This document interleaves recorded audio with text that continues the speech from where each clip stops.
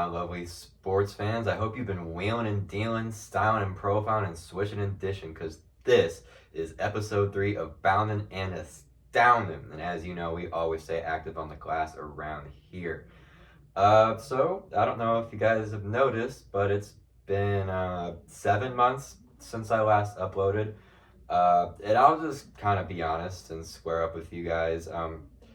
I have been struggling a lot with my mental health over the last few months. Since the beginning of the year, it's been a bit of a journey and a lot of a process, and I've just really been trying to find my motivation and my passion for what I want to do. I'm taking a semester off of school right now to get my head together and really figure out what I want to do, and throughout all that, it's just been kind of hard for me to find what I want to do, and because of that, I just kind of, I don't want to say lost passion for it, because I still really want to keep doing this, but I think I just kind of put it off a little bit because I got scared. Oh, maybe this isn't what I want to do. But I'm never gonna know unless I actually try. And I really enjoyed making the last 2 episodes, and I really wish that I hadn't taken such a long break. But here we are, and I really just want to hit the ground running with this and actually try for real this time, because I really enjoyed doing those first 2 episodes, and I thought they turned out pretty darn good for what they were, for just me rambling in front of a camera for about an hour trying to get my takes off. People liked it. I had a couple of you guys talk to me in person, tell me how much you liked the show, and words cannot describe how much that meant to me and how awesome of a feeling that was to know that I actually was having the impact that I was hoping I would. And it makes me really sad that I stopped when I did, but I'm back now. We're here. This is me fully committing. I know it's Tuesday today, and I said that it'd be Mondays and Fridays. Yesterday was Labor Day, and I was busy doing some stuff. I wanted to record yesterday, but by the time I would have gotten it out, it would have been late. And I tried trying to post these earlier so you guys can watch them in between class or on your way home from work or whatever like that. So I decided that I'll just put it off and do it today when I actually have time to get some stuff done. So without further ado, all the housekeeping out of the way, let's get into it. We're going to start off with some good old box score watchers, because oh boy, college football is back, y'all. I'm so happy. Watching it week 0 last weekend was, it was just that tiny little tease, and then, oh my gosh, this weekend was phenomenal. The games weren't incredible all the way around, I will say. There was, a lot of blowouts, a lot of games that I was wishing would have been closer, especially the Clemson-Georgia game. That one kind of made me frustrated, because I thought Clemson was going to really put up a better fight. I like Cade Klubnik.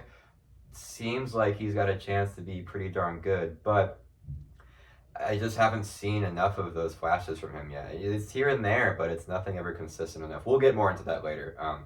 Anyways, box score watchers. My first one, Ashton Jeanty from Boise State.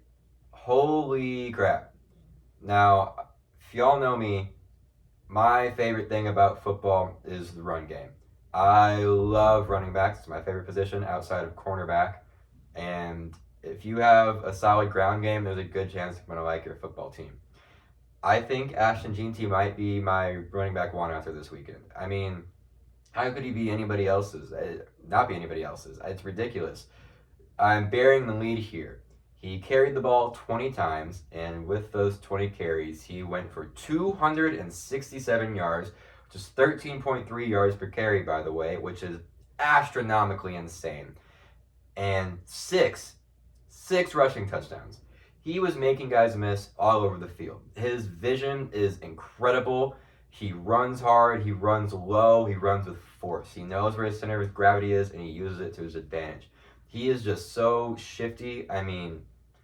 I couldn't believe what I was watching, honestly. This kid might be the truth. And there's a lot of good running backs in this class, especially at the top. Between him, Quinshawn Judkins, and Ali Gordon from Oklahoma State. You really can't go, if a team needs a running back this year, you really can't go wrong with one of those 3. Right now, I'm going to be a prisoner of the moment and say that Jeanty's number 1. Because, 6 rushing touchdowns is something that I'm still trying to struggle to wrap my mind around right now. And I'm going to say it one more time so you can get the full. 6 rushing touchdowns. 6 times. He got into the end zone 6 times from running the ball. He was unstoppable. He was a force of nature. he really just, like I said, like his elusiveness is off the charts. He just has such good vision and knows how to use his quick cuts to get some space and just take off.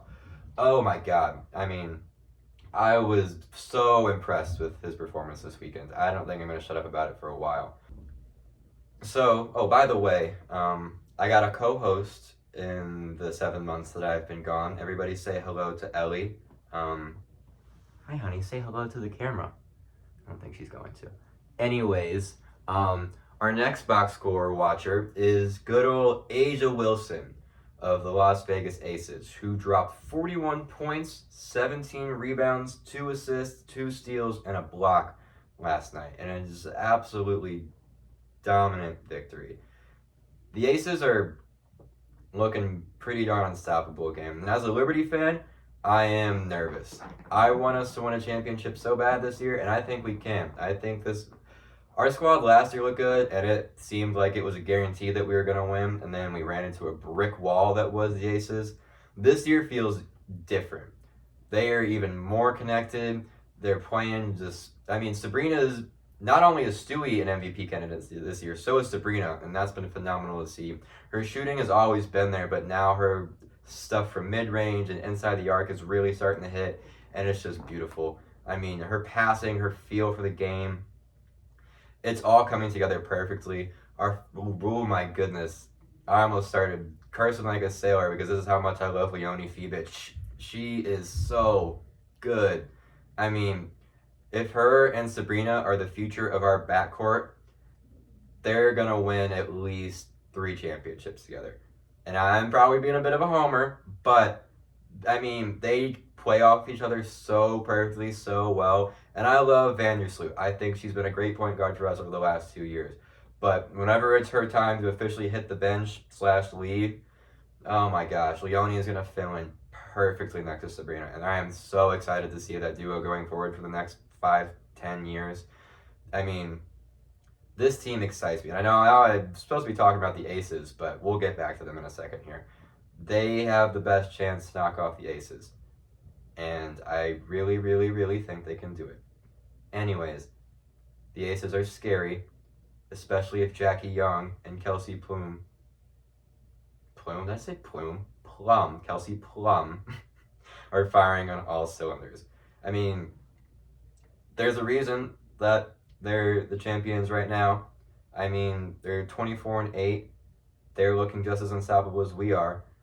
I can't see it being really any other matchup outside of maybe the Sun. I mean, the Sun look incredible too. Shout out to Alyssa Thomas and DeWanna Bonner. They are absolute hoopers. I mean, the fact that Alyssa has such good, she can just do everything. She can score, she can board, she can pass. I mean, she's practically averaging a triple-double this season. I'm pretty sure 15, 8.7, and 7.6 assists. If Asia and Stewie didn't exist, she's probably won an MVP. And it's going to be a damn shame that she's probably going to finish third because, I mean, the Connecticut, they have a good team, especially with Dejanay Carrington, too, being out there playing. I mean, I wasn't the biggest Dejanay fan before this season. I knew her name and everything, and I paid attention to her, but I was never, a fan. But, oh, my God. This year, this has been her year. And that, if they can really put the run together in the playoffs, they can make some noise. I don't think they can beat my Liberty, but I think they have a good chance to, and they're the team in the East with the best chance to do that if they were to. So yeah, watch out for the Connecticut Sun maybe. And my last box score watcher, so this is one of the more negative ones, but I'm not doing this to trash on this person. Like I've explained about box score watchers. This isn't to be like, oh, haha, look at this guy, he sucks. No. It's to provide context and maybe add to a point. This time, we are discussing Cardinals relief pitcher Riley O'Brien, who during yesterday's game against the Brewers came in for 0.2 innings. In that amount of time, he allowed 2 hits, 3 walked batters, 4 earned runs, and was immediately yanked. Those 4 earned runs came off of a grand slam to put the Brewers up 9-3. The reason I'm bringing this up is because good old Riley was brought into the rotation. Hello there. Because we DFA'd Sean Armstrong, who we traded for at the deadline. Why did we trade for him, you ask? Because the Cardinals have a very limited bullpen and needed literally any arms in the bullpen or Ryan Helsley was going to die. Thank God we did that because Sean Armstrong was having a pretty good year for us, or a couple of weeks for us after the trade. And he was averaging a 2.84 ERA. And I mean, like I said, he was an arm. We needed any type of arm to just fill in and at least be decent and give us solid innings. Can you relax, please? Anyways, I bring all this up to ask, why? Why DFA him then for a guy who clearly cannot compete on this team, who is clearly not fit to be pitching for this team? This team refuses to make logical decisions anymore, and it baffles me. And this is now, we're out of Box for Watchers and into my rant for the day. I am sick and tired of the St. Louis Cardinals. It hurts me to say, but I can't bring myself to watch this team anymore. Like, even a little bit. I had a little bit of hope going into the beginning of the year. I thought this team could at least compete and do a little something. But I've known damn well this whole time that we're not beating the Dodgers, the Yankees, the Guardians the Braves of the world. I mean, any of these teams, we're not beating in a 7-game series. And I hate to say it, or a 5-game series for that matter, because we are not making it past the first round, let alone the wild card if we even make it there. We're right back at 500. We've been right around 500 for the entire season. And Mo seems to think that we can just fly by the seat of our pants in 2011 this thing all over again. It makes no sense to me whatsoever. Can you relax, please? I think that after 2011, Mo thought that we were going to be the big dynasty team. And you're distracting me. I think that after 2011, Mo thought that we were going to be the next big dynasty in baseball, and then the Giants and Red Sox come along and completely shatter that expectation. Like, all the way steal our window from us. And I think that kind of pretty much broke Mo and the front office's brains, because ever since then, it feels like they've been stuck in this trap of trying to relive 2011. And it sucks to see, because this team is so much more prestigious and storied, and they're better than this. They're better than this, than expecting a wild card run to a World Series every year. We are better than a team that wins 85 to 90 something games and sells out 30,000 to 40,000 seats a year or per game, and they're just fine with it, because that's how the front office is operating right now. We need a complete organizational clear out, because this is just getting bad, man. I'm detached from this team. I don't care about them anymore right now. And I'll come back eventually when they start showing me something that I actually have to believe in.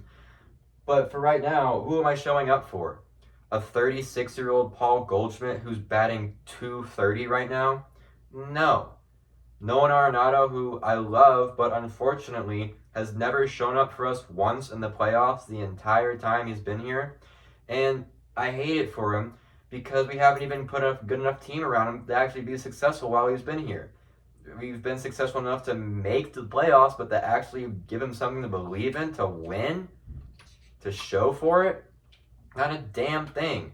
It just makes me sad, because he doesn't deserve this, the fans don't deserve this, and for whatever reason, Bill DeWitt is so stupid that he thinks that fans not showing up to the ballpark is a sign of bad fans, and that the good fans are the ones in the building. No!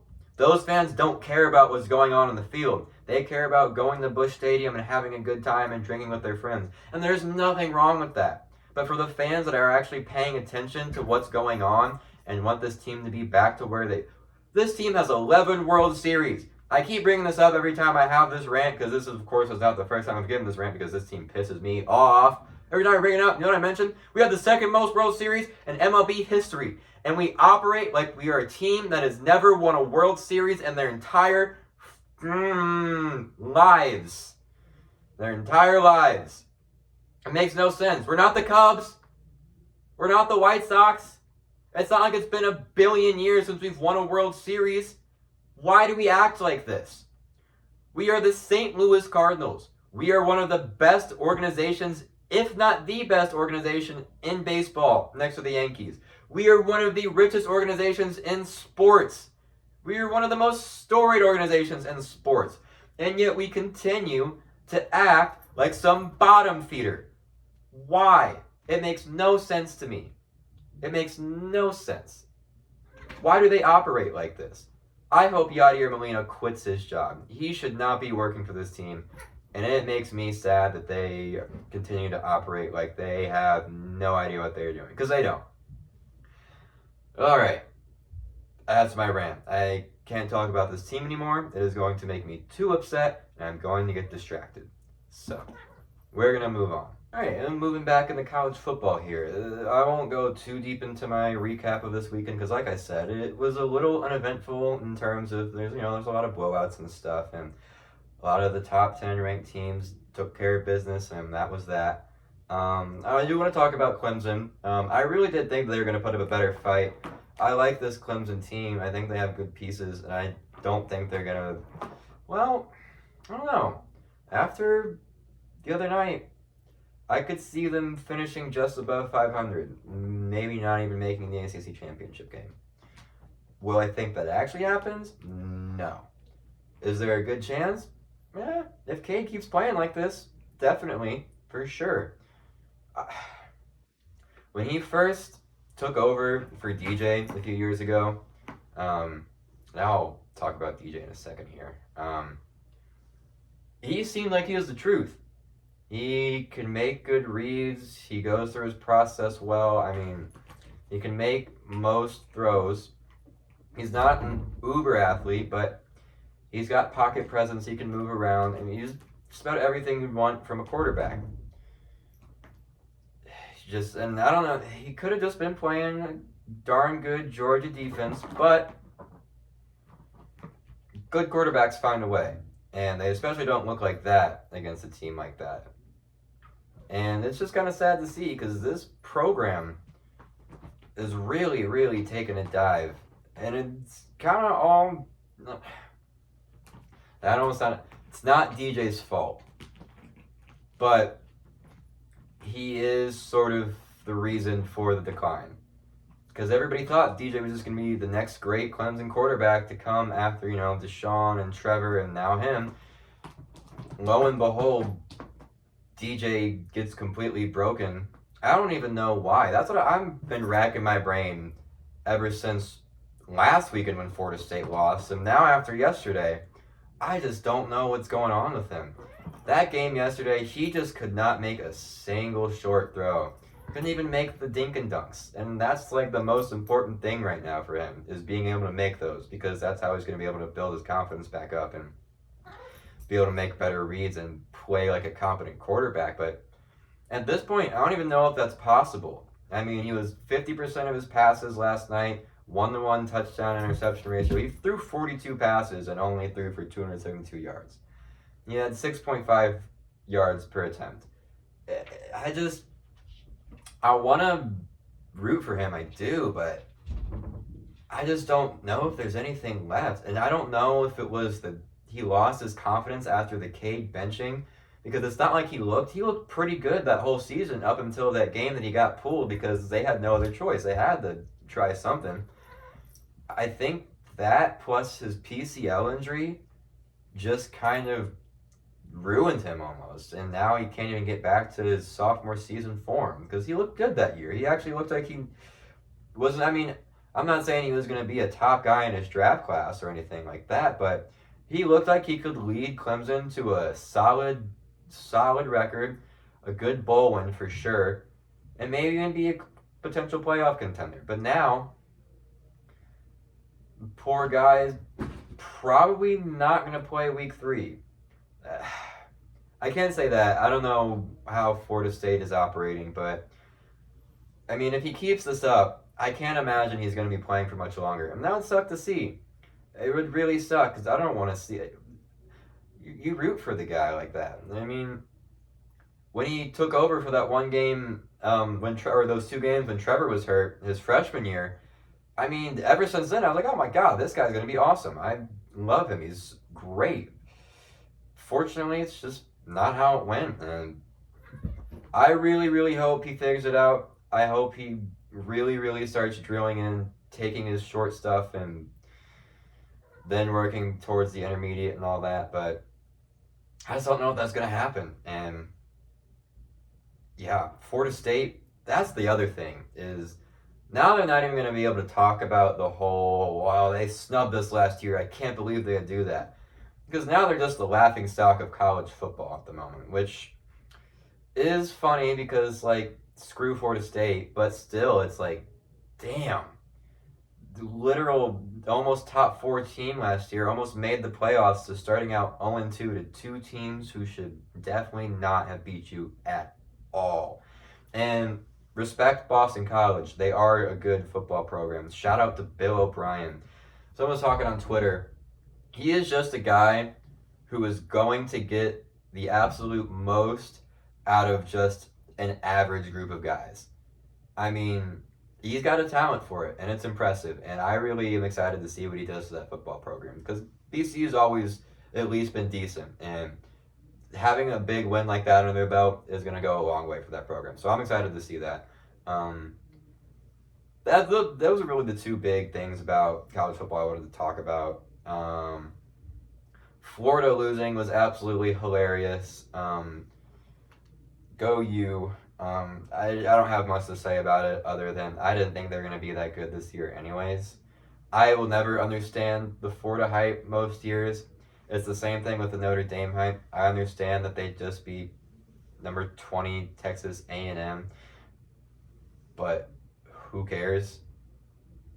Notre Dame is always going to be fraudulent to me as long as they're out of a conference. And I know that's not technically their fault. Like, oh, they're independent. That's just how they roll, whatever. Like, but to me, I mean, I just never think you're going to be able to compete if you're not going through that hard scheduling stuff. And there's obviously, you know, even when you're playing the Vandies and the Arkansas of the world as an SEC team, like, that's not great competition, but that stuff's still a war. There's a culture behind being in a division and being in a conference that every matchup, there's a chance that you could get upset. Notre Dame, for the most part, unless and you can't even say that because they're playing Power 5 schools, and they're the only time they're scheduling top 25 teams, but that doesn't necessarily mean that I believe in them.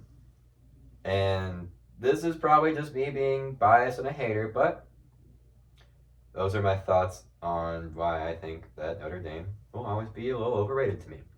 Same thing goes with Florida. I'll just never understand the hype some years. It just will never make sense to me. MIZ-ZOU, though, my boys got it done. Not much to say there when you beat a team 51-0. I think they have a really good chance of making the playoff this year. I really, really hope they do. It's been a long damn time since I've seen this Tigers team be this good.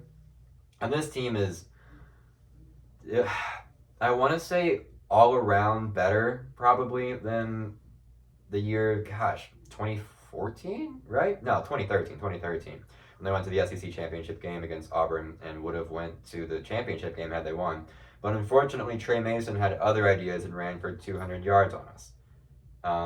I genuinely do think that this team now is better than that team. They especially have better top-end talent. I mean, Luther alone is better than probably the entire offense that year. But weirdly, I think that the 2013 team had a better chance of making more noise. I just think it's because of the landscape of college football these days and how much talent there is and how many good teams have a chance of doing something. And with how big the playoffs are, you know, anything can happen. Anyone can make a run. So we'll see. But I think they have a good chance to shock a lot of people. Even if the defense isn't as good as it was last year and lost some pieces, I still think that they have a great chance to be a darn good team and hopefully finally win their first SEC championship. It's going to be hard. They have a lot of work to do. They're going to need to beat Georgia. They have to be there. non-negotiable if they want to win an SEC championship. But you have an Alabama who's still good, but is kind of down and figuring their stuff out under Caleb this year.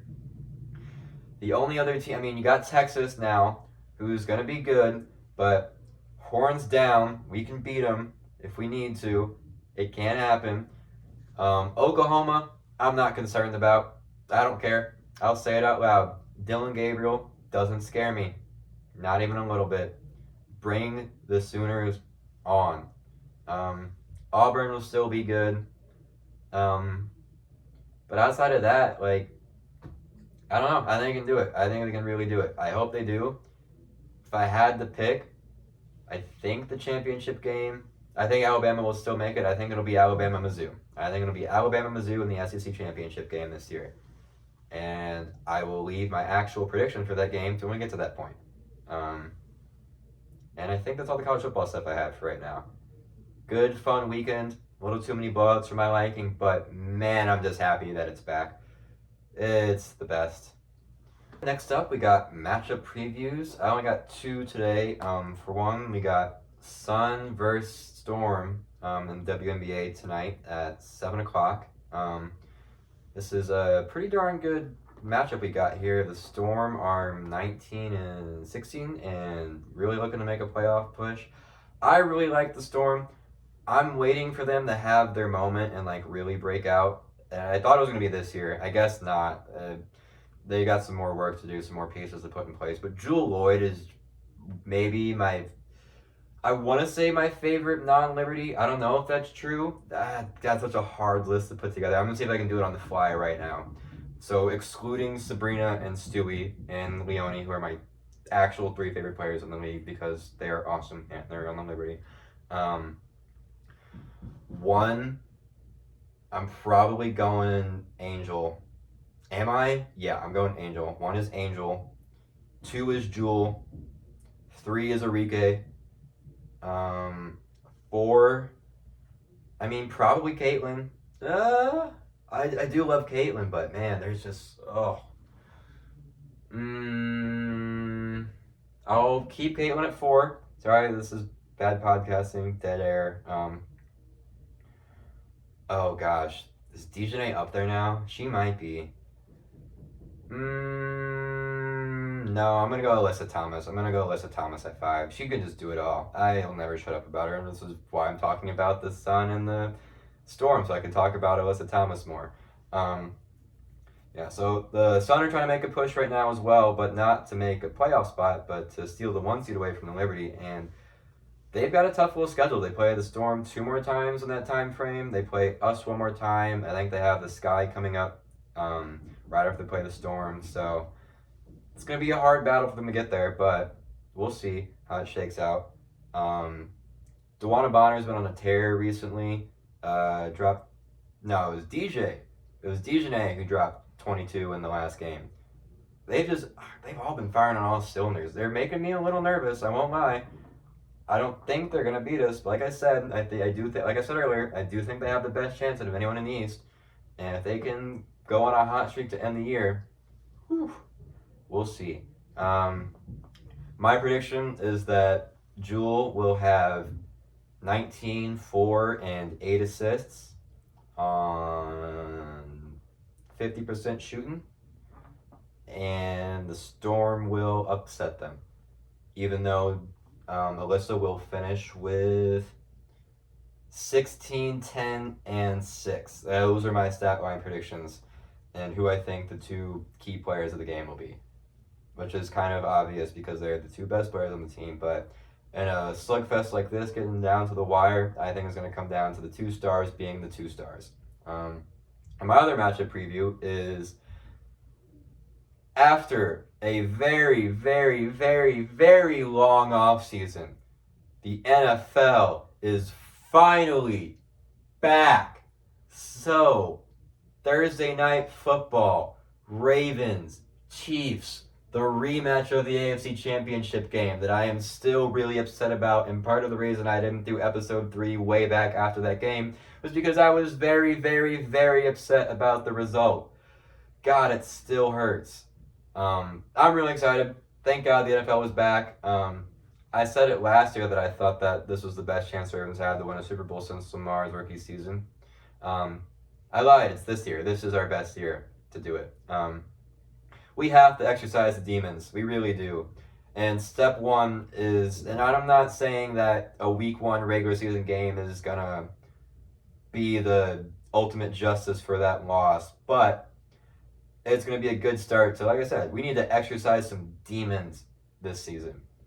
Lamar has some shit to work through. And I don't even mean as like a quarterback. I just mean as like a football player. Bro is it hurts to see the way that he's talked about. Like he isn't one of the greatest quarterbacks to ever play the game of football. All because he's just struggling to find success in the postseason. And I get it. That's just the way our like sports culture is these days. But there's so much more to it than winning rings, and so many teams and so many players never ever even get close or get a chance to. And if we looked at sports like that all the time, that's just such a miserable way to go about it. Like, could you imagine being a Browns fan who has never, ever, ever won an NFL Super Bowl? They've won championships, but an actual NFL Super Bowl since the Super Bowl era started. Never even come close. Could you imagine being a Browns fan, but still going into every season expecting, well, if we don't win a Super Bowl this season, we're failures? I think I would go insane. So I just feel like it's something that, now it kind of sounds like I'm biased. I'm talking about my favorite quarterback, but it's not even him. There's so many guys like Dak Prescott. Now, I'm the biggest Cowboys hater through and through. You ask anybody, I hate the Cowboys. Do not like them. I will always root against them. Dak gets way too much undue hate for not being able to successfully lead his team to a Super Bowl. Should he be performing better in the playoffs? Yeah, sure. But we almost act like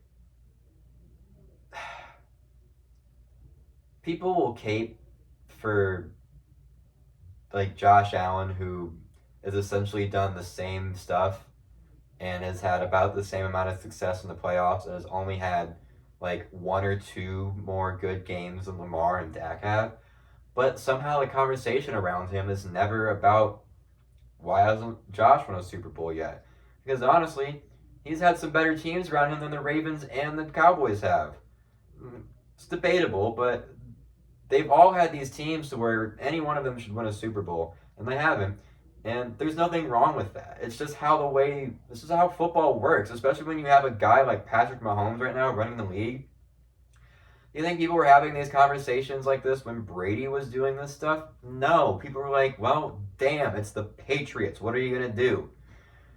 Ugh, it's just frustrating. So, this team and this fan have some demons that we need to clear out this season. I'm really hoping that happens.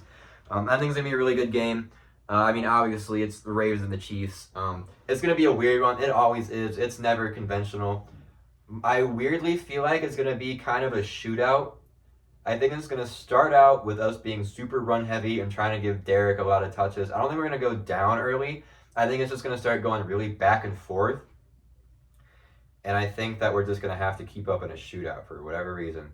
For one, Chiefs defense looks awful right now. They lost. Losing L'Jarius might loom so much larger than they even realize. Like, obviously, it's going to be a huge loss, but just Trent being like the mainstay of that secondary right now, I'm a little worried for them. They're going to be fine, but it's going to be a really weak link for them. And if they can't find any move to make to at least bolster it a little bit, I would be at least slightly concerned as a Chiefs fan. Now, obviously, you guys have won more with less at other positions of pretty important need, like winning last year with basically no receivers outside of Rasheed.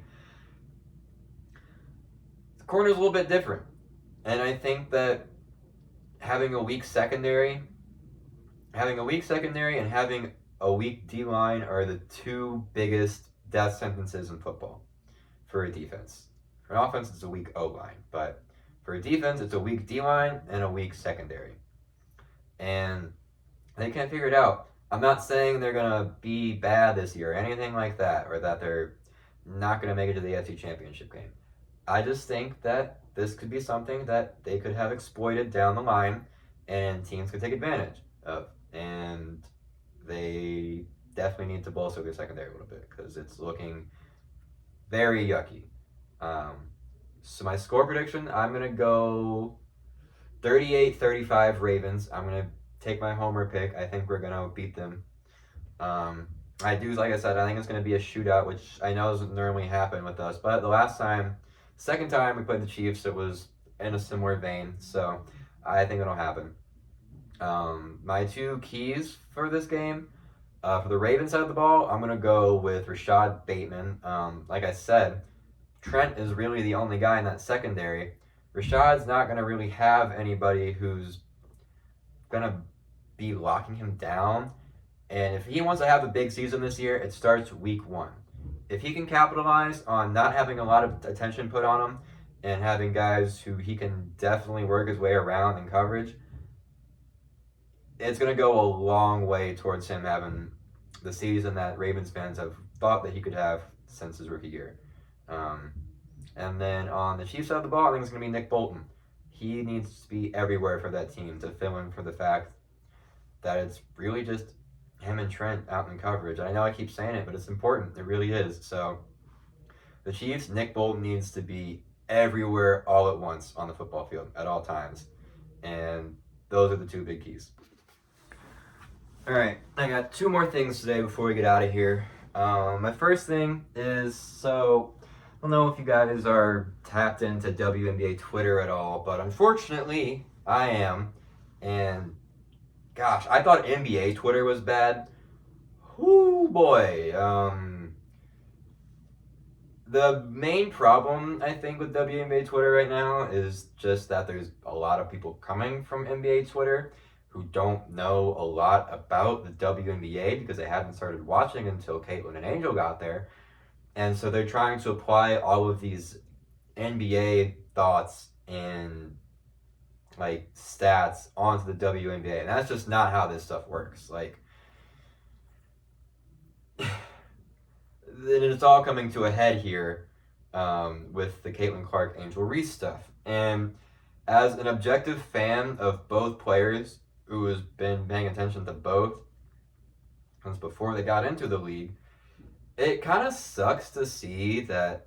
Now, obviously, it's a Rookie of the Year race. Like, I'm not saying like there shouldn't be debates and like you shouldn't not be putting them against each other because that's the whole point. Like, you have to pick between one of the two for winning Rookie of the Year. So there has to be a debate there. I just think the way that we're going about it is really disingenuous and 98% of the time has nothing to do with basketball. Even when the basketball part of it is being brought up, people are using their biases and the hatred towards these players and applying it to the basketball. It's really weird. So I'll start with Angel. So for the Angel supporters, what everyone's been clamoring about was the fact that she can rebound the ball. She's got the most double-doubles in the WNBA this season.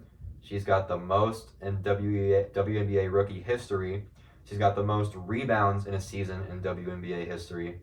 And there's one other rebounding thing that she just broke. Oh, yeah, right. The longest streak for double-doubles. And obviously that's incredible and that's really good. But on the flip side of that, decent amount of her rebounds come from her own misses. And the thing about this is there's nothing wrong with that. And obviously her shooting percentages aren't the best right now, and she probably needs to extend her game a little bit. But people are acting like she's like the worst basketball player in the world because she misses layups and then gets her rebounds and then puts them back in. Can we maybe look at this with like a hair of nuance here? Like, for one, she's a rookie, so it's not like she's going to be shooting like this forever. She's going to get better, and those shots are going to start falling. It's so weird to me that like we can look at these players and act like we just know how their careers are going to go from day one. Like, we have no idea. Hell, Angel could shock everybody and develop a mid-range game. And everyone would be like, where did that come from? And like, well, she was 22 years old when she entered the league. She had a little bit of room to grow. Have we ever considered that, guys? No. So the Caitlyn fans are constantly attacking her, pretending like she's the worst basketball player in the world because she misses layups and then makes them after she rebounds them. It'd be one thing if she would miss and just be like, oh, whatever. And she's hustling every play to get rebounds. She is basically the Dennis Rodman of the WNBA right now. And it's like, we should be appreciating it. And she should be receiving all of the support. And this is where the flip side of that comes, is that a lot of this isn't even coming from her playing basketball. It's coming from the fact that Caitlyn is white and she is black, and everybody has gotta act like she's some, I don't even know. Oh my god. Like, the fact that we're starting a race war out of two WNBA players is mind-boggling to me. It makes me sad, because it's like, this is not what basketball is about. Like, yeah, we can be petty, we can have our drama and our storylines, and like, that's all good. But when we're bringing legitimate racism into our sports arguments, I think we need to take a step back and relax. And it goes both ways. Like, both sides have been saying heinous shit about the other, solely, essentially, because one, their two players are rivals, but they're not even actual rivals, is the thing. And Caitlyn and Angel like each other off court. Like, they have talked about each other with tons of respect since college, and people are still like, they think they have to hate each other because they are rivals and because Caitlyn is white and Angel is black. And it's this weird, disgusting thing that we need to chill out on, because we should be appreciating good basketball, because holy hell, Caitlin Clark is the best rookie in WNBA history, maybe. I mean, she's been incredible. And I hate that because we're putting each other against each other so hard that fans can't fully appreciate how good these two are. If we just took a step back and relaxed and appreciated the game like we were supposed to, we wouldn't even be having these conversations. Because none of these conversations are actually about basketball. So why aren't we focusing on the basketball?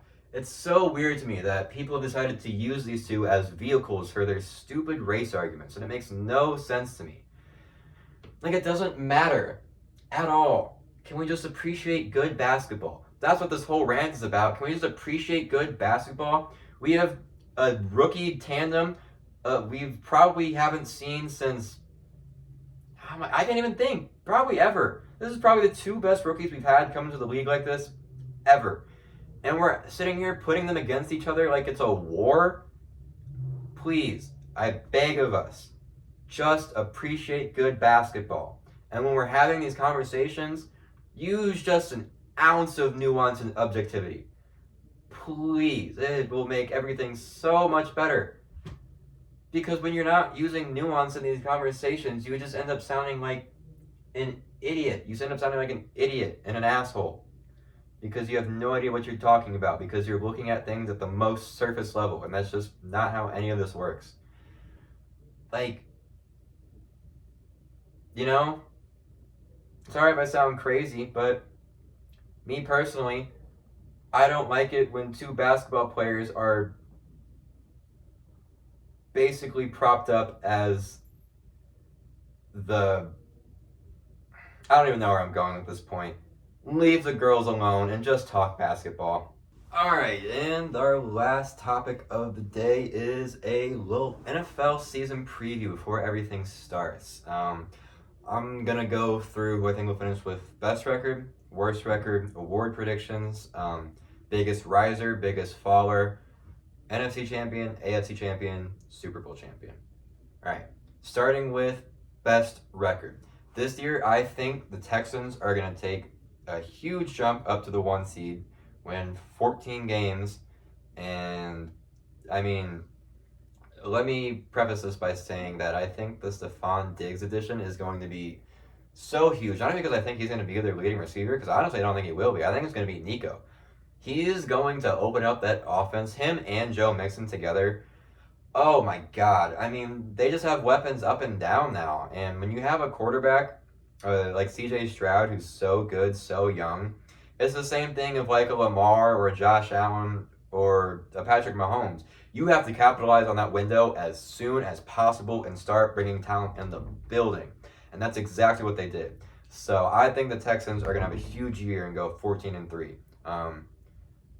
Worst record, I think, is going to be the Broncos. I hate, okay, no, that's a strong word. I don't mean that. I don't hate Bo Nix. I hate his game. I don't think he's going to be a good quarterback. I think the Broncos are going to end up phasing him out within 2 years, and they're going to draft Arch Manning, is my guess. But actually, yep, that makes way too much sense because LA will probably still be running the team, and he will just want to get another Manning in the building and fulfill his dreams of finally just being able to DH Peyton. So, yeah. Bo Nix, and it's not even that he's necessarily bad. I just don't. One, I don't think this is the situation for him to be in. This team is just disgusting. I mean, there's no O-line outside of Garrett. And that poor guy, he needs to get out of there. I hope he gets traded. I don't think it will happen, unfortunately, but he's just been through nothing but hell. I've never been a big Javonte Williams fan.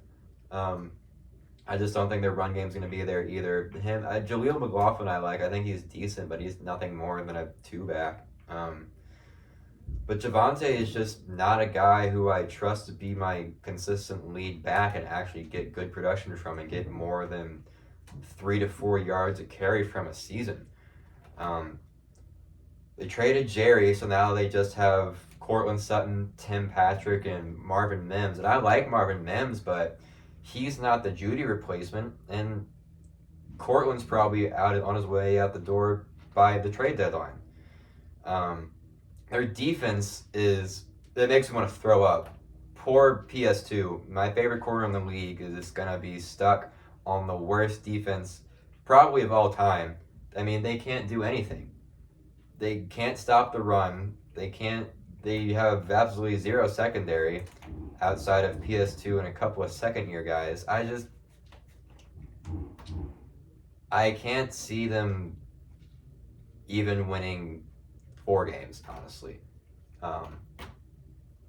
Probably noticing that you just got like a random break in the middle of that like rant of mine. I had to stop Ellie from eating a command strip because for whatever reason, she just freaking loves adhesive. For all you cat owners out there, please let me know if your cats also like eating any form of tape or command strip or anything that has an adhesive on the back.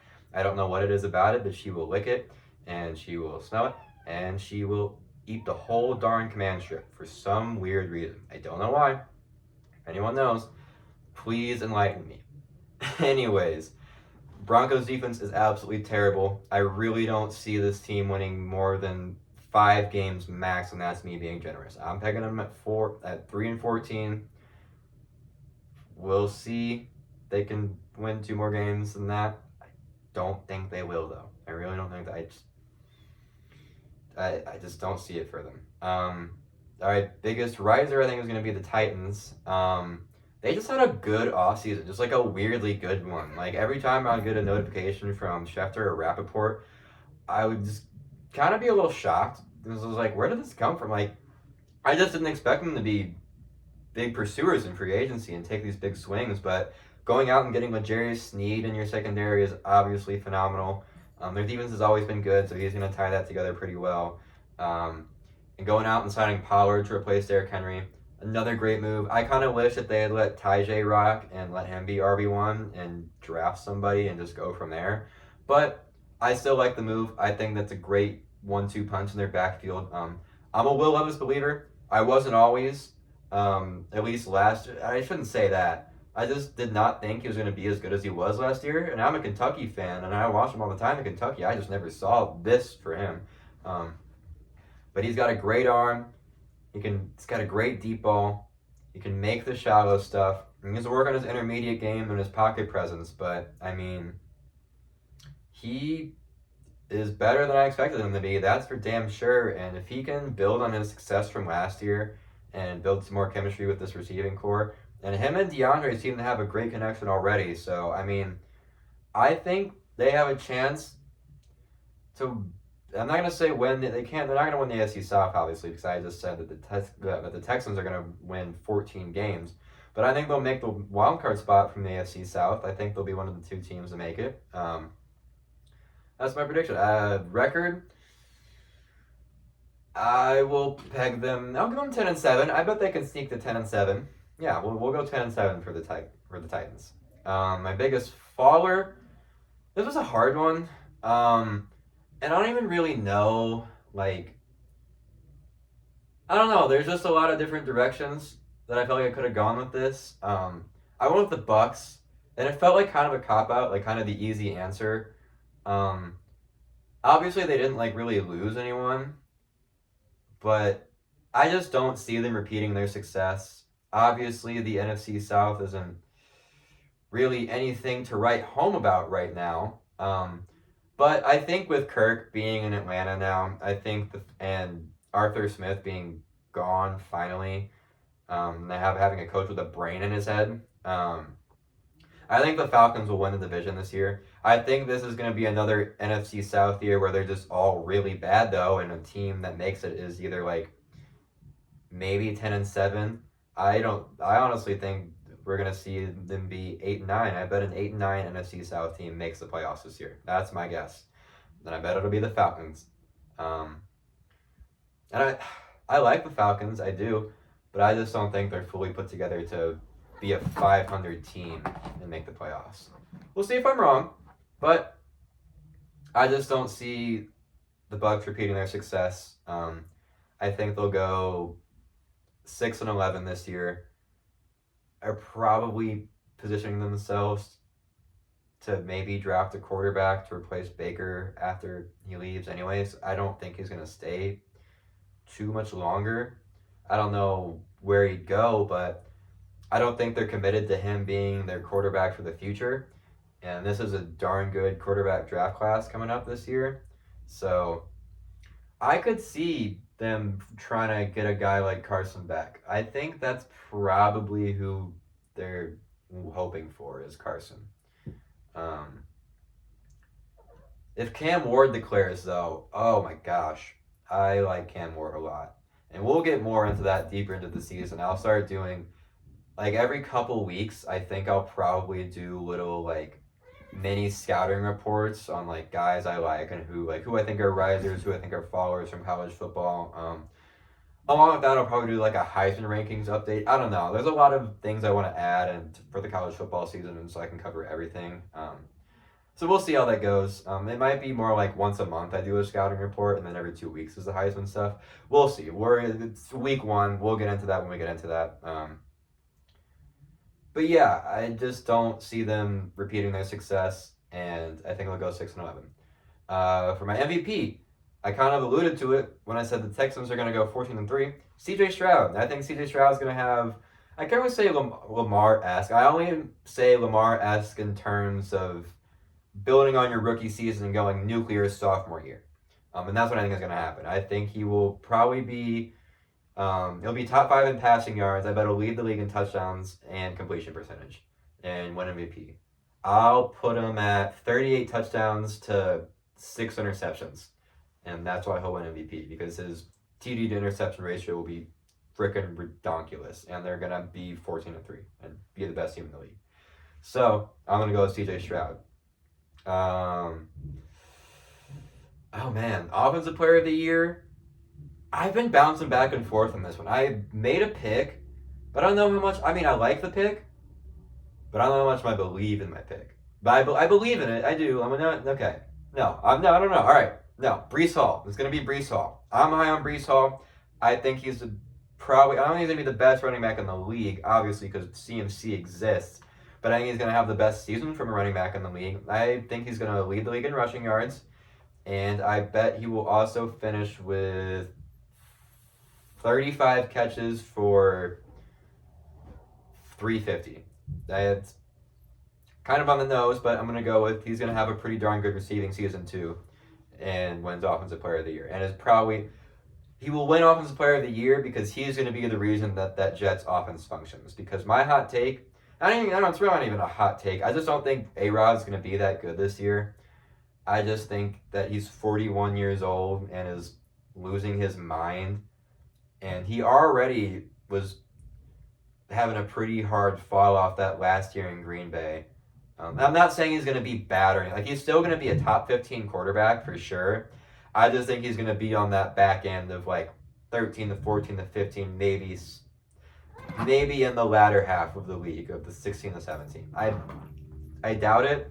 I think he'll be on that other side, but I just don't believe in him playing to the best of his abilities, and I think they're going to need to lean on Brees a lot, especially because they don't really have a ton of receiving help outside of Garrett Wilson.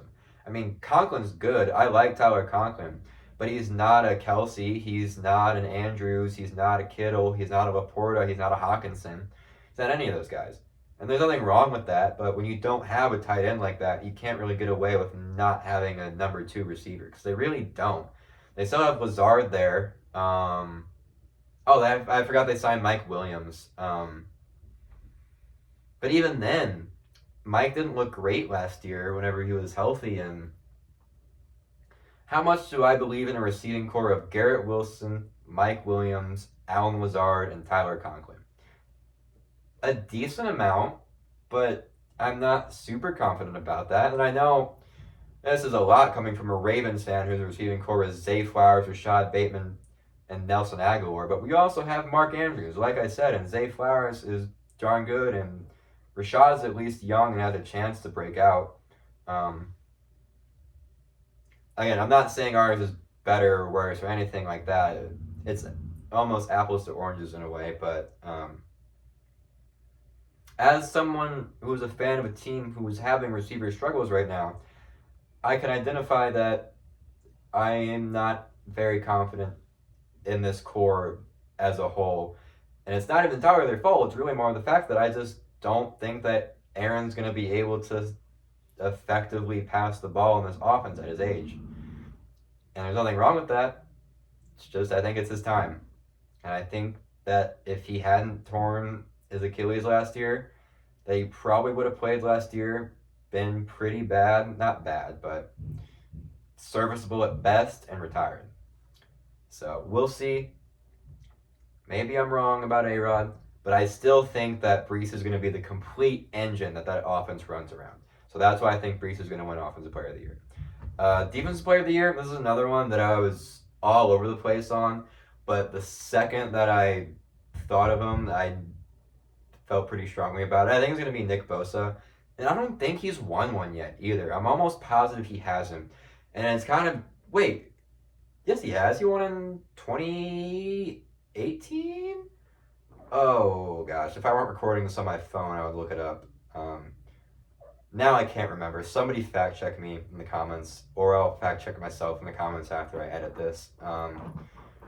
We're gonna say no, I don't think he did, but I could be wrong, and maybe it happened the year that Lamar won MVP, now that I'm thinking about it.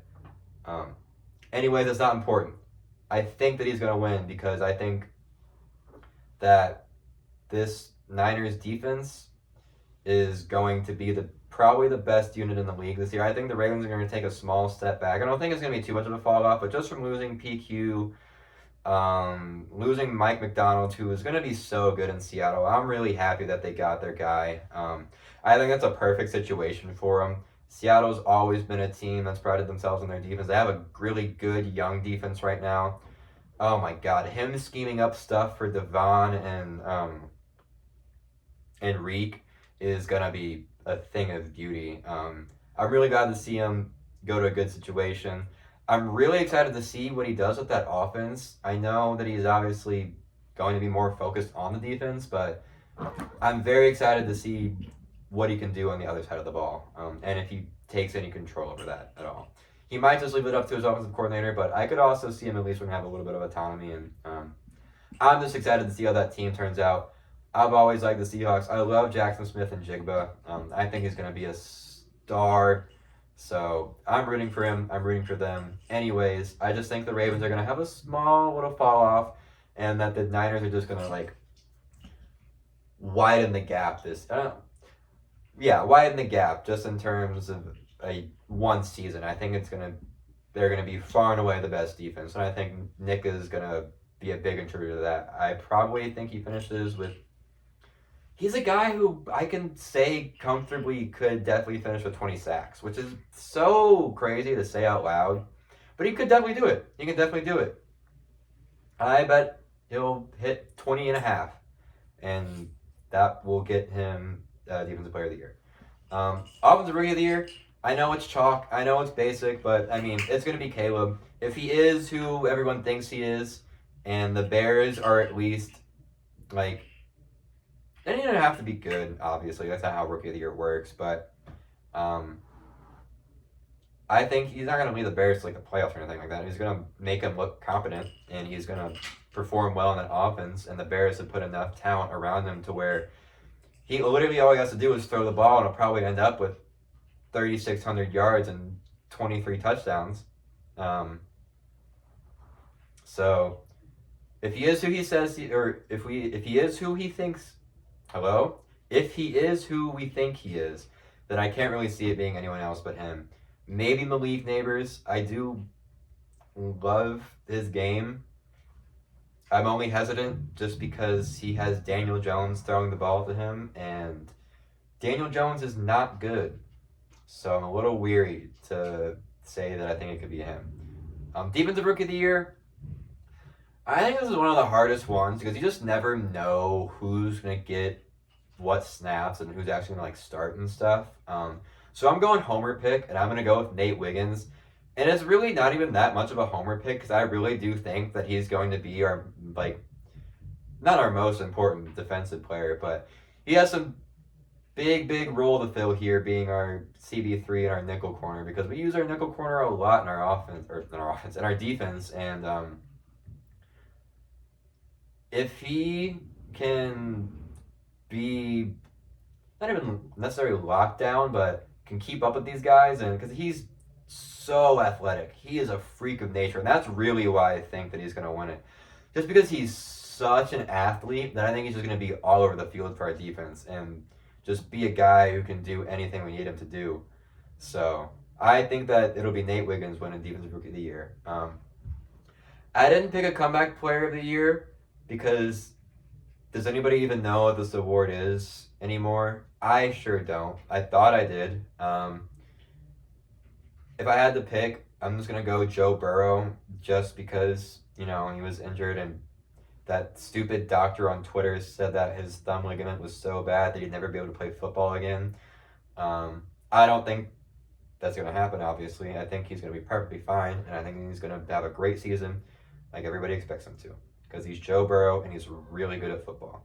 So I'm going to go with him just because it's kind of the default pick. I really can't think of anybody else who had like a bad year last year or something like that could take it from him. So I'm going to go Burrow. The AFC champion, I'm going to go with my Ravens. I know I keep saying that this year is our year, but this year I truly believe it. And I have things to be wary about to where I think that we're going to have to really make sure that they're not bigger issues for us than they could be. And by that, I specifically mean our offensive line. They just announced today that Daniel Falele is moving in from right tackle to right guard to be our starter. I don't know how I feel about that. I love Falele. I think he's going to be good, but he's also 6'8", 375 pounds, and I don't know how much I like him sliding inside to guard. So I would have rather it had been Rosengarten starting at tackle and moving Macari inside to guard, but if that's how they want to do it, that's how they want to do it. And I honestly, it kind of seems like they just don't want to throw Rosengarten to the wolves of the Chiefs D-line first week. So that I understand. And if they want to rotate him in, which is what I hope they do, I think that'd be great. I just hope that Voorhees ends up being a steal from last year and ends up performing and outperforming expectations. I think there's a chance he can do that. There's just a lot up in the air with that. And our receiving core, I think it's going to be fine. I really do. I think Rashad, I don't think he's going to have like an 800 yards. He doesn't even need to have an 800 yard season for me to be happy. if he can finish the year with like 65 to 70 receptions for 600 yards and more than 4 touchdowns, I will be perfectly happy. I will be completely content. And I think most Ravens fans would be too, because that would be great. That would be basically a receiver 3, which is what we would need between Zay, Mark, and then him. And I do like Tez. I think he's going to end up stealing some of Nelly's snaps at some point. I know he didn't really show a lot in preseason, and now everyone's like, oh my God, we wasted a pick. I can't believe we wasted a pick on a 3rd round guy. Okay, relax. He's got a chance. I don't know if he's going to get as many snaps as I am envisioning for him this year. I hope so, but we'll see. I think he's got a chance to at least be a decent wide receiver 2 to 3 for us in the coming years.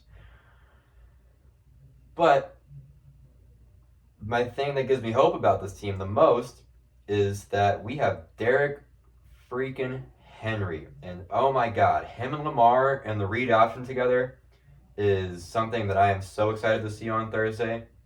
I think that's what's going to take us all the way. I really do. I think when you have a running game to where you have to pick your poison between the 6'5", 220-pound running back who's going to run through your face, or the 6'2" quarterback who runs, the 6'2" quarterback who runs a 4.3 flat and can juke you out of your socks, it's going to be hard to stop that team and stop that offense. And as long as our defense stays around the same level that it was last year, they don't have to repeat the success. I don't see that happening just because of how damn good Mike McDonald is at his job. But Zach Orr is going to be a good coach. I feel very good about that hiring. And as long as they keep it up, plus that ground game, I just can't see anybody really stopping us this year. So I think it's going to be the Ravens in the NFC Championship. They're winning the NFC Championship. And on the NFC side of things, this is probably my hottest take of the episode. I think the Packers are going to the Super Bowl. I think they're losing to the Ravens. My Super Bowl champion is the Ravens.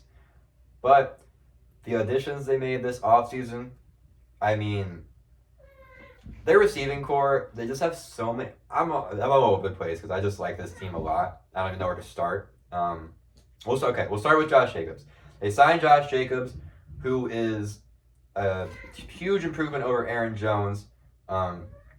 He's finally back in a good situation behind a good O-line. I'm very excited for Josh Jacobs to actually be in a competent football team again.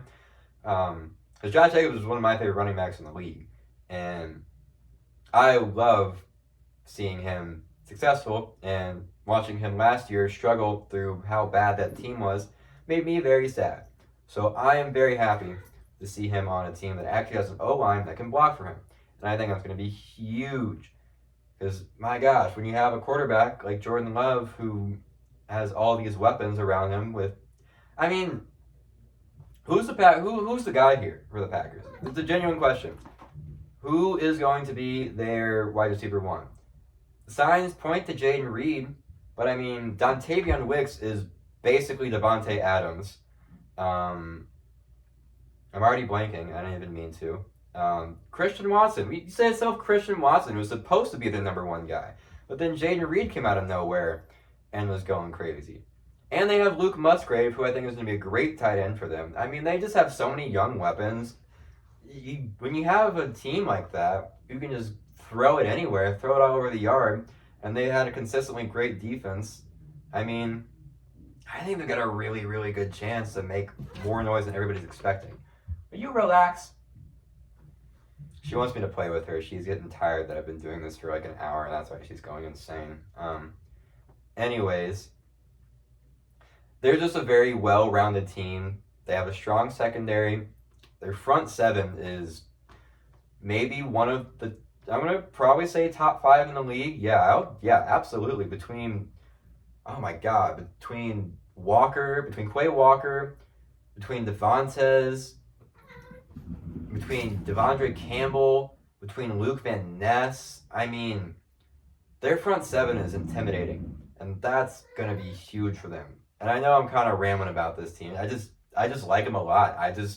I'm very high on them, and they just have so many good young pieces and good overall just football players on the roster. They just have some football players on the roster. So I am very high on them, and I think that they're going to be the NFC champions this year. And I think that's everything I got for today. I pretty much covered everything. I want to do a WNBA playoff preview at some point, but that's for a later time. That will probably happen maybe Friday. It might be next Monday. That's the other thing I want to mention. Today will be the only day that we do a Tuesday. From here on out, it's Mondays going forward again. Like I said at the beginning of the episode, it was Labor Day. I was busy. I just didn't have time. By the time I would have recorded yesterday, I would have put it out late, and I didn't like putting it out late. So Mondays again going forward, plus Fridays obviously. I'm really glad I'm back. I know I'm kind of losing it at the end there because it's been a while and I kind of lost my touch a little bit, I feel like. But I think I got more comfortable again as the episode went on, and I'm very glad to be back. I really, really hope you guys enjoyed this episode. I will see you guys on Friday, and make sure to stay active on the glass, y'all. Make sure to leave a like, subscribe, leave a comment, let me know what you thought, give me your takes, and I will see you on Friday.